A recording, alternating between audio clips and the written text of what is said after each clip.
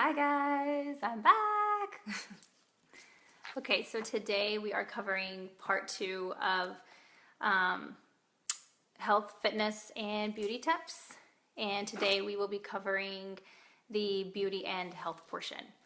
So today, again, I typed it up because there's a lot of information. So again, sorry if I'm reading. And my husband says him and I both need to go to public speaking classes because after he watched my video, he's like, you say a lot. So, and I do. So, I'm sorry. See, there it is. It's like a nervous habit. I think a lot of people do it, but I'm going to try to pause instead of say Okay, here we go. Okay, first of all, I am not an esthetician, and so the info below is research I've done from licensed estheticians, and we also have several estheticians that are within our Beautycounter consultant network, so I've learned a lot from them as well. And some of this information is going to be controversial, so and that's just how it is in the health world. I mean, some people believe one thing, some people believe a different thing, and that's okay. So just take what you want and leave what you want.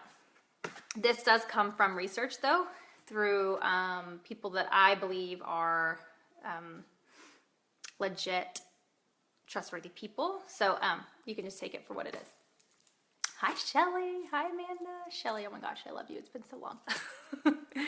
Okay, how to achieve naturally glowing skin. All right, first off, exercise, cardio. Sweating it out will give your body necessary blood circulation. Yoga and conscious breathing encourages proper blood circulation. So when in an inverted position, think downward dog or a headstand, and practicing deep breathing, all your blood is rushing to your head, improving circulation in your face, which in turn creates a glow to your skin. Hi, Ashley. Okay, the next one is follow a natural diet, which we talked about yesterday. You are what you eat, and your skin will absolutely reflect this. Lots of leafy vegetables, eat the rainbow, shoot for an assortment of different colored vegetables. So with our family, I really try to do, yes, we love leafy greens and we eat a lot of leafy greens, but I think it's really important to get all the other colors of the vegetables in too. So we do carrots, we do red bell peppers. Tristan loves like those little sweet bell peppers, and so I put those in his lunch. He does celery. We do an assortment of carrots. So we do the purple, yellow, and orange carrots. We'd grow eggplant in our little garden. What else? What am I thinking? So we just try to do squashes, yellow squash, butternut squash. So we just try to get different colors of the rainbow within our diet. So that's super important too. So, and your skin reflects how you eat. Take care of your skin. Put natural, safe products on your skin. You don't know the long-term effects of these harsh chemicals being put on your face, but we do know these harmful ingredients are linked to cancer, infertility, and birth defects. Sleep. Sleep plays a huge part in our skin. And again, whatever stage of life you're in, you just kind of make the most of it.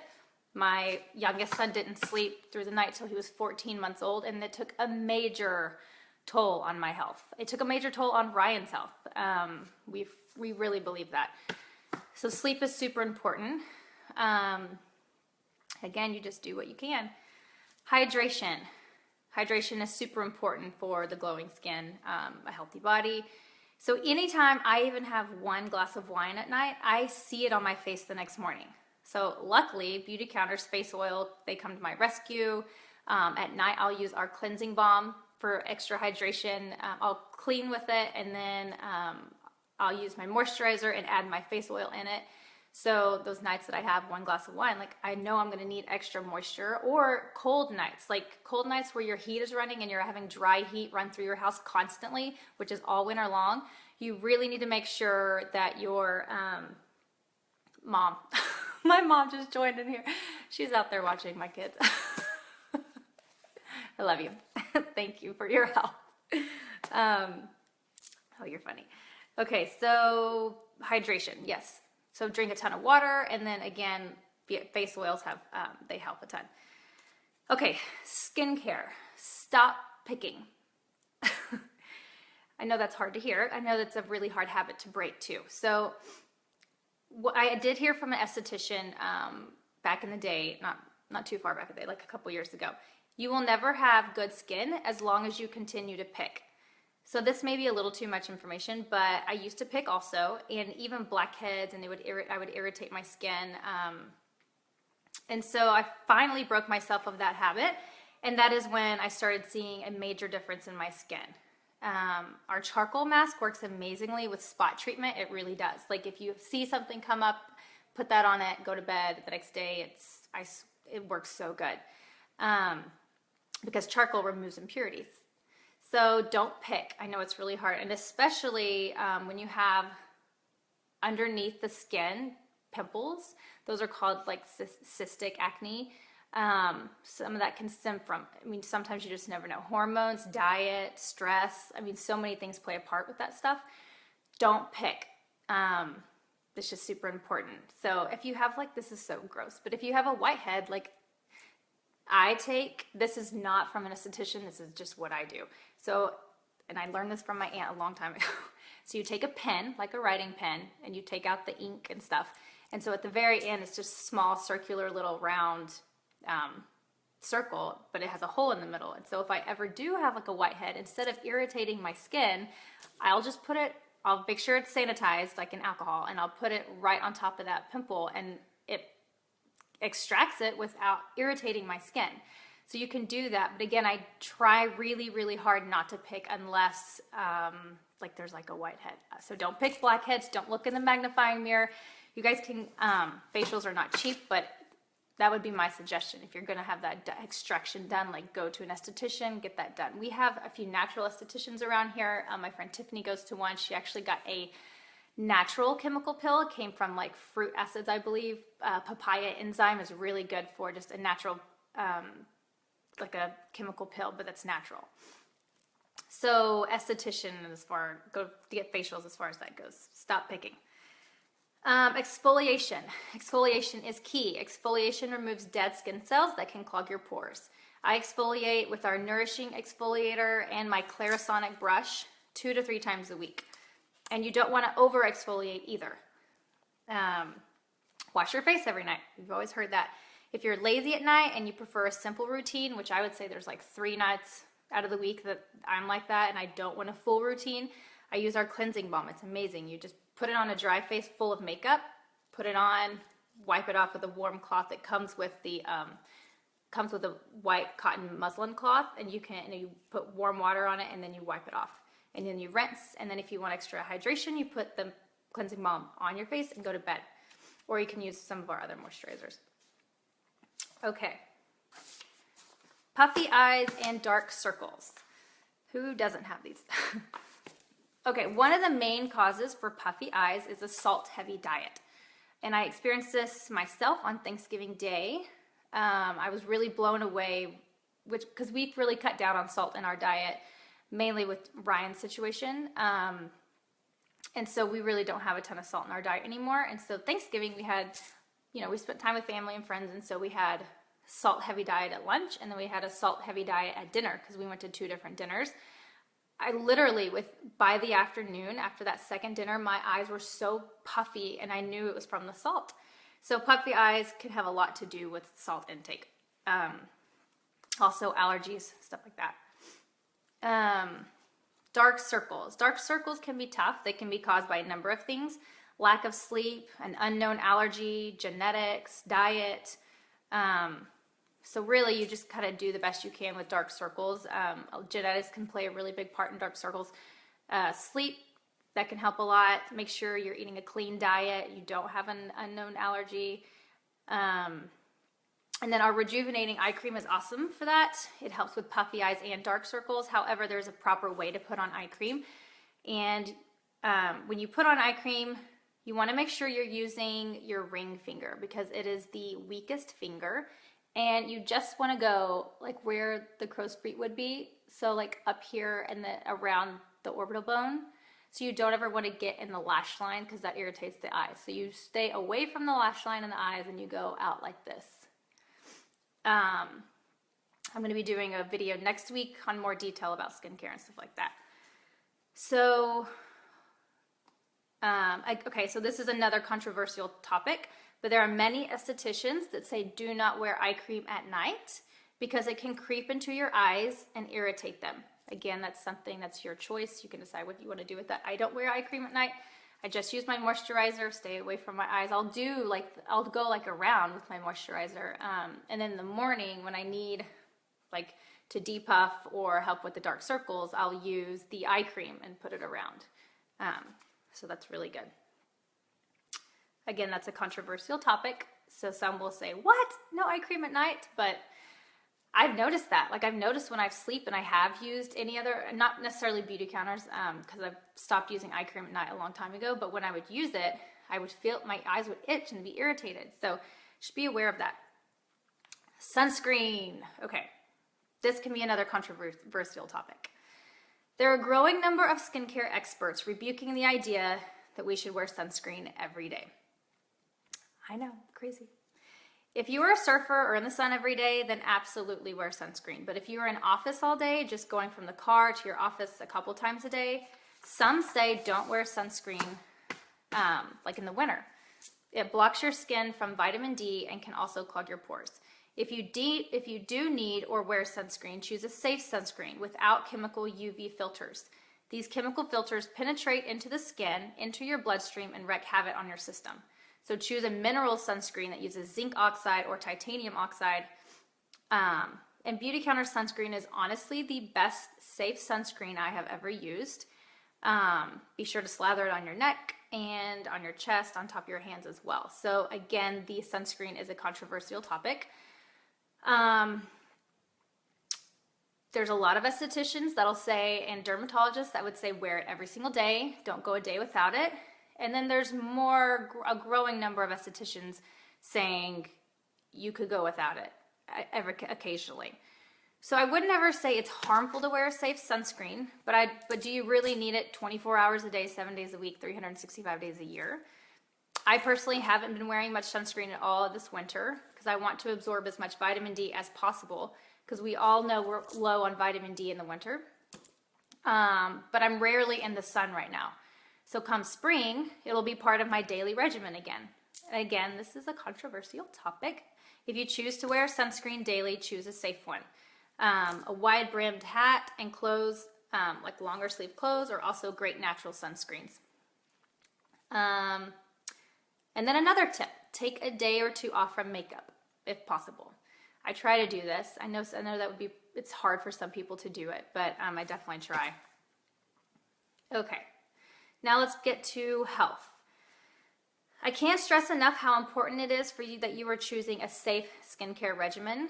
It is really important to take care of your skin, and you can achieve healthy, glowing skin with safe products and a healthy lifestyle. So like I said before, we don't know the long-term effects of these very strong, harsh chemicals, but we do know that these ingredients are linked to cancer, infertility, and birth defects. Are you willing to sacrifice your health for safety? And what I love about Beautycounter is we are saying that you don't have to. There are options, safer options, to achieve the look that you want. Our skin is our largest organ, and it absorbs 60% of what we put on it. And what you put on it matters. So we're layering harsh chemicals on our skin, and some even puncturing our skin. And by the way, microneedling is what some of it refer to it as when puncturing our skin. So when you do that, you're opening channels into your skin, and you're allowing product to penetrate deeply. This type of method can be beneficial if the ingredients are safe. So you can truly have great skin without all these harmful, strong chemicals. There are several safe skincare lines out there, not just Beautycounter, and I highly recommend you looking into the ingredients in your products. Again, even if you don't choose Beautycounter, that's okay. I consider it a win if you choose to switch to safer products. I think Beautycounter is amazing, and I love all their products, and my skin has never looked better or felt better since using their products. But again, there are plenty of natural skincare lines out there. And we do have many licensed estheticians within Beautycounter that can tell you our products are safe, but they are highly effective. Okay, let's cover a few statistics real quick. As most of you have seen in this group, the US is majorly behind on cosmetic laws and regulation. The European Union bans over 1,300 harmful ingredients. Canada is close behind them, and the US is slacking big time. We only ban 30 harmful ingredients now, and it used to be 11, so it's great that we've moved up to 30. So it's very important to be informed on the topic for the safety of you and your family, because since the US is so far behind on this, we have to do our own research. Okay, so here are the items I believe you need to make a priority in making sure that they're safe products. Body wash, shampoo, lotions, skincare, sunscreen, and makeup. Those are the top ones that you really need to make sure are safe. These are the ones that sit on your skin or absorb into your skin the most. So here are a few of the harmful ingredients that you need to try to avoid if at all possible. And there are plenty more than this. I'm just covering a few of these ingredients today. Parabens. Parabens possess estrogen-mimicking properties that are associated with increased risk of breast cancer. These chemicals are absorbed through the skin and have been identified in biopsy samples from breast tumors. They can be found in makeup, body washes, deodorants, shampoos, and facial cleansers. And you also can find them in food and pharmaceutical products. So it's hard to avoid this altogether, but whenever you know, you can do better, and you can avoid these toxins where you can, like where you know like with a safe skincare line, you know the parabens don't exist. So you know you're doing your part there. You can't control everything though, and that's just the way it is. Hydroquinone. Hydroquinone is used in skin lightening products. The main risk is cancer. Hydroquinone increases the skin's exposure to UVA and UVB rays, increasing the risk of skin cancer. And while hydroquinone may lighten your skin for a short period, the dark spots you removed will come back with sun exposure. And this came straight from an esthetician. About a month ago, I had done a beauty counter party, and there was an esthetician there. And she was like, one of the most harmful ingredients that are in skincare products today is hydroquinone. This is straight from an esthetician. And she said it is very harmful. It increases your risk for cancer, and it doesn't work. It'll work for a short period, and then down the line, your spots are gonna come back. So just, is it worth the risk? You decide. Retinol products, often found in anti-aging products. They have the opposite intended effect and become carcinogenic in sunlight, making it extra important to only use them at night and to avoid any sunscreens containing retinol-derived ingredients. Oxybenzone, found in sunscreen. Oxybenzone is one of the highest risk chemicals found in sunscreen. It acts like estrogen in the body, alters sperm production in animals, and is associated with endometriosis in women. Studies indicate that this may disrupt the hormone system. So opt for sunscreens with zinc oxide or titanium oxide or avobenzone instead. Our sunscreens are safe, and they are one of the best ones out there as far as natural goes, so you can check those out if you're interested. Fragrance. Fragrance found in moisturizers, deodorant, lotion, face cream, shampoo, conditioner. Those are also known as hormone disruptors. And so as far as fragrance goes, like perfume, I know we want to smell good, but the best way to do this is to put it on your clothes instead of putting it on your skin. So that way it's not absorbing in your skin, it's just on your clothes. So you can still smell nice, just don't put it directly on your skin. Okay, so with all this said, it is absolutely impossible to avoid every single harmful ingredient. However, once you know this information, you can do your part in limiting the amount of toxins your body is exposed to. Try to eat clean, avoid processed foods, drink filtered water, and look for products that are safe. And you may be thinking, well, how do I know if a product is safe? It's confusing because of the US's lack of regulation in this country. But you can go to the EWG Skin Deep website and check out products and ingredients there. Some companies have removed their products on that site, and then you would need to just look at the ingredients, and I'm happy to help you with that. I'm happy to help you decide which ones are safe, which ones are not safe, and how much of a risk there is. So just let me know. You can reach out, and I'll help you there. So what I love about Beautycounter is it's taken the guessing work out of the equation. They produce beautiful, high-performing products that are safe, and you don't have to spend a ton of time researching, figuring out which items are safe, which items are not. So if you're interested in starting this year off with safer products, I'm happy to help you find the right products for you and your skin type, no matter what your budget is. We have something for everyone. Just contact me, let me know, and I can get you set up. Next week, I'm going to do another video on both skincare lines and a few other products. So you can tune into that one so you can learn a little bit more about what we offer. And do yourself a favor, invest in your skin. Choose safe products, not only for you, but for your family. You have one life to live and one body, so treat it well. And the last thing, and the most important thing I want to leave you with is, this is about progress, not perfection. And while we all want to look good, you are not defined by the way you look. Your identity is not found in your looks. We need reminding of this because there's so much focus on perfection and achieving a certain look these days. Embrace who you are. Your confidence speaks louder than your looks. God has created you just the way you are, and you are beautifully and wonderfully made. Yes, it's important that we take care of these bodies while we are here on earth. God actually instructs us to do so. And while I thoroughly enjoy researching health and fitness and beauty tips, my identity is not found in all of this. My hope and identity is in Christ, and I pray that for you as well. I pray that you can embrace who God has made you to be and let your light shine amongst those around you. And again, thank you all for allowing me to share, and I hope you have a wonderful day. So that's all I have for you guys today, and I hope these 2 days were beneficial for you guys. I'm here for questions, and I know some of these topics are controversial. You can take and leave what you want. A lot of this comes from research, but again, I know everyone has their own opinion. So anyways, thank you guys so much for today and yesterday, and I look forward to seeing you guys in the future. Thank you. Have a good day.